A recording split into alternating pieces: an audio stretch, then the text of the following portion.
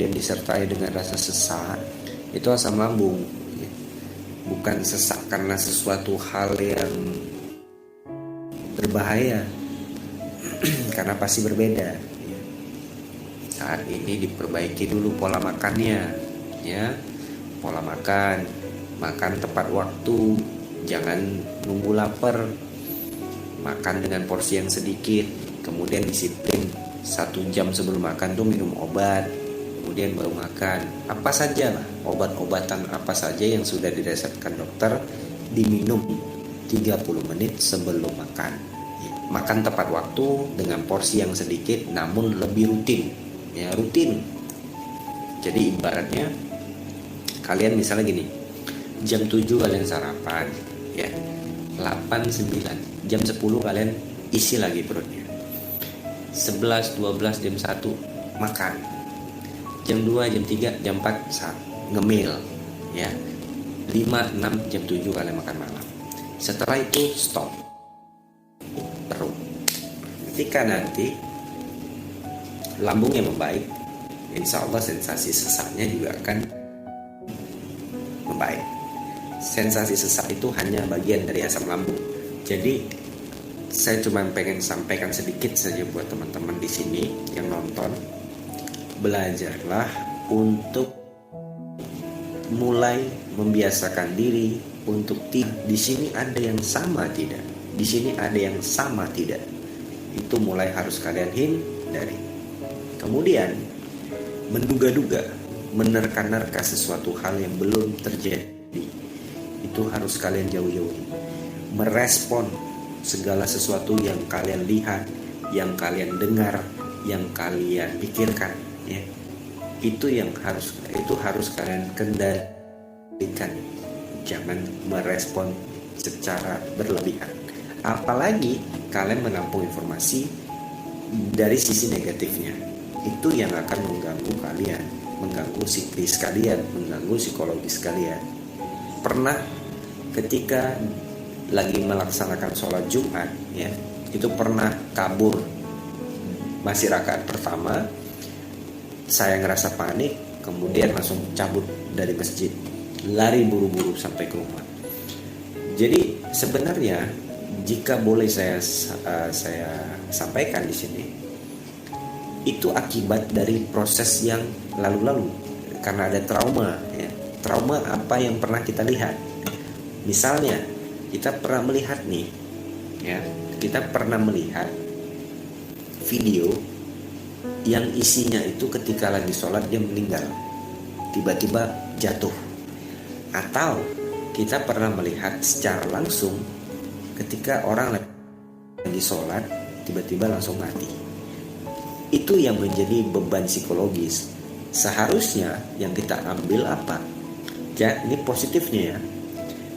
Ketika kita melaksanakan sholat, apalagi itu sholat berjamaah, dan kemudian kita diambil nyawanya, ya, atau mati dalam keadaan sedang beribadah, harusnya kita berpikir positif.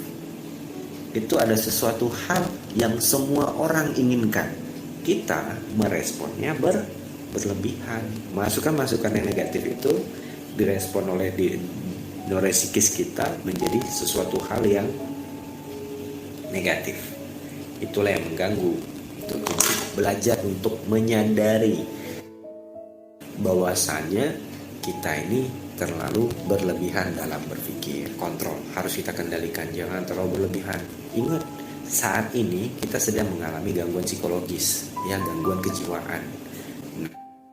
Nah, saran saya, masukilah hal-hal ke dalam otak kita atau pikiran kita tuh hal-hal yang bermanfaat gitu. Ketika ada hal-hal yang tidak ada manfaatnya, lebih baik kita singkirin. Itu lebih baik. Jangan terus menerus gitu, semua tanpa kita saring masuk terus. Nah, akhirnya apa? Menjadi beban semakin besar, semakin menumpuk. Udah gak sembuh-sembuh deh. Saya dulu tukang ngopi, kemudian berhenti ngopi gara-gara ansietas. Setelah sembuh saya sekarang dan jualan kopi gitu, ya. Jadi kalian harus bisa seperti saya gitu. Saya bisa kenapa kalian enggak? Itu aja pertanyaan.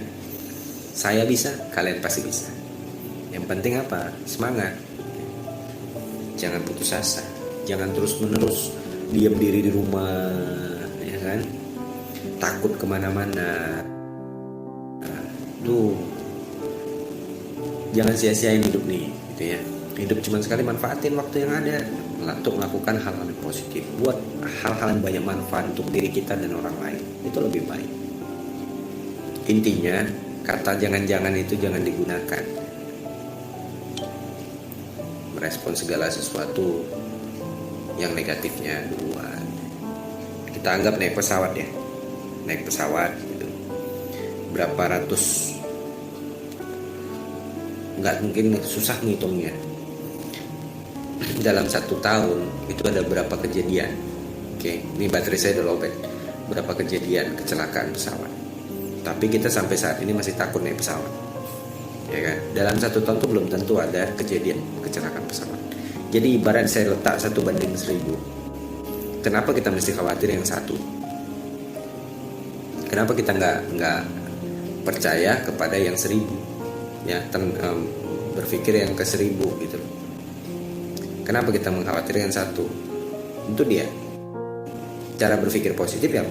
Nah, dari 1000 perjalanan nggak ada yang kecelakaan, cuma 1 yang kecelakaan, kenapa kita masih takut gitu. Itu baru berpikir positif ya. Saya gini, vaksin dari 25 juta orang misalnya divaksin, itu hanya 1-2 orang yang mengalami efek samping yang berlebihan. Kenapa kita masih takut vaksin? Bener nggak? Kenapa kita nggak percaya kepada orang yang sudah 25 juta orang yang sudah divaksin? Kita pegang itu gitu. Seharusnya kan kalau berpikir positif, apa 25 juta orang divaksin gak apa-apa, kenapa kita mesti khawatir yang 1-2 orang? Itu cara berpikir positif ya. Intinya buat kita ini yang mengalami gangguan cemas, carilah sesuatu hal yang apa yang menurut kita bisa membuat kita nyaman. Segala sesuatu yang membuat kita tidak nyaman, jauhi.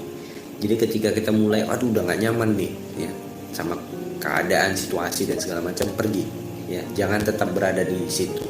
Itu yang akan memperburuk keadaan ya. Ketika sensasi muncul, ingat, kalian harus benar-benar ingat bahwasanya kalian sudah periksakan diri kalian dan kalian dinyatakan dokter itu baik-baik saja dan sehat-sehat saja. Sudah pernah EKG, sudah pernah melakukan segala pemeriksaan ya. Dan dinyatakan dokter kalian baik saja, udah pegang itu.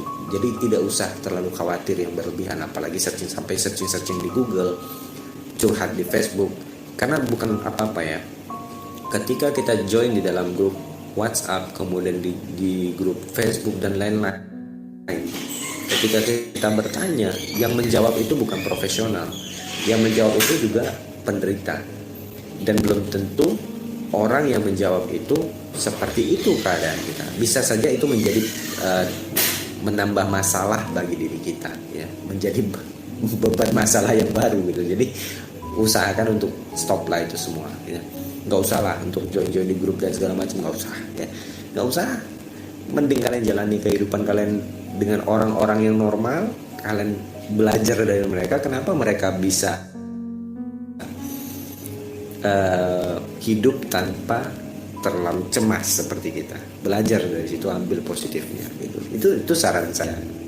Tapi ketika kalian join di dalam grup untuk cari kawan sesama penderita, bertukar keluhan, nah itu yang nggak baik ya.